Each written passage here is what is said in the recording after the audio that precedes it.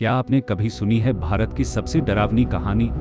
अगर नहीं तो आपको ये डरावनी कहानी जरूर पढ़नी चाहिए। ये कहानी है एक साल के लड़के अनुज की, जो उत्तराखंड के एक छोटे से गांव में अपने माता पिता के साथ रहता था।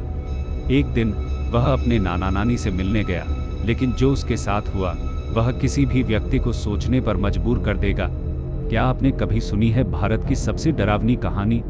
अगर नहीं तो आपको यह डरावनी कहानी जरूर पढ़नी चाहिए। यह कहानी है एक साल के लड़के अनुज की, जो उत्तराखंड के एक छोटे से गांव में अपने माता पिता के साथ रहता था।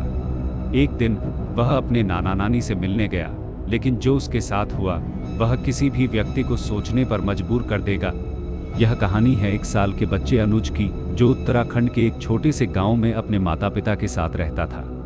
वह अपने नाना नानी से मिलने जाता है और उसके माता पिता को जरूरी काम होने के कारण वे उसे वहां छोड़कर वापस शहर चले जाते हैं। अनुज अपने नाना नानी के साथ रहने लगा। एक शाम को वह जंगल के रोड की साइड खेल रहा था। शाम होने वाली थी। उत्तराखंड की घाटी की खामोशी को ठंडी हवाओं के झोंके चिरने लगे थे। अनुज घर जाने का सोच रहा था। इतने में उसके पीछे वाली झाड़ियों में कुछ हलचल होने लगी, जिसने अनुज का ध्यान अपनी ओर खींचा और वह बहुत ही डरावनी और मन को भयभीत करने वाली सी लग रही थी। और फिर आवाज बढ़ती चली गई। झाड़ियों की ओर से एक सफेद कपड़े पहने हुई औरत उसकी ओर आती हुई नजर आती है, जिसके चेहरे पर कोई निशान नहीं था। अनुज उसके चेहरे को देखने की कोशिश कर रहा था, परंतु उसे उसका चेहरा दिखाई नहीं दे रहा था।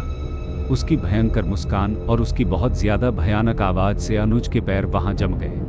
अनुज डर से वहां से हिल ही नहीं पा रहा था।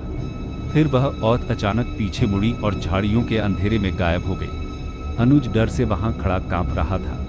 थोड़ी देर में वह होश में आया और घर की ओर भागने लगा। कुछ देर तक अनुज को अपनी आंखों पर विश्वास नहीं हो रहा था और उसकी हालत खराब थी। रास्ते में चलते हुए वह यह सोच रहा था कि जो उसने देखा वह कैसे बताएगा। फिर अनुज घर पहुंच गया और उसने अपनी नाना नानी को उस घटना के बारे में बताने लगा। उनके नाना नानी बहुत हैरान हो गए और रोने लगे। अनुज नाना नानी के रोने को समझ नहीं पा रहा था। कुछ देर बाद अनुज की नानी ने उसे खाना खिलाया और उसके नाना बिना कुछ बताए घर से बाहर चले गए। अनुज को उनके रोने और बाहर जाने के बारे में कुछ नहीं बताया गया, हालांकि अनुज ने अपनी नानी से बार बार पूछताछ की। कुछ देर बाद उसके नाना घर वापस आए और अनुज को गले लगाकर फिर से रोने लगे। उन्होंने उसे बताया कि जो उसने जंगल में औरत देखी थी वह एक छलांग है। छलांग की आत्मा अपना रंग बदलकर शिकार करती है। उस आत्मा ने गांव के बहुत सारे लोगों को शिकार बनाया है और इस बार उसने तुम्हें शिकार के रूप में चुन लिया है। जो व्यक्ति उसके शिकार के रूप में चुना जाता है उसे वह पहले से ही दिखाई देती है। यह उस आत्मा की खूबी है।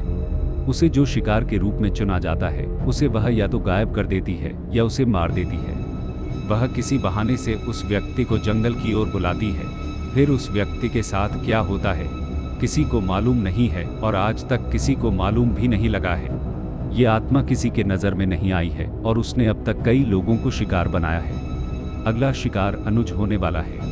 अनुज के नाना रोने लगे और उन्होंने अनुज से कहा कि बेटा, तुम्हें डरने की कोई ज़रूरत नहीं है, क्योंकि मैं पास के एक तांत्रिक से लोबान लेकर आया हूँ जो आपकी बुरे साए से रक्षा करेगा। और मैंने आपकी मम्मी पापा को भी फ़ोन कर दिया है, वो कल आ जाएंगे और तुम्हें यहाँ से ले जाएंगे। ऐसा बोलते हुए अनुज के नाना ने वह लोबान कमरे के कोने में जला दिया।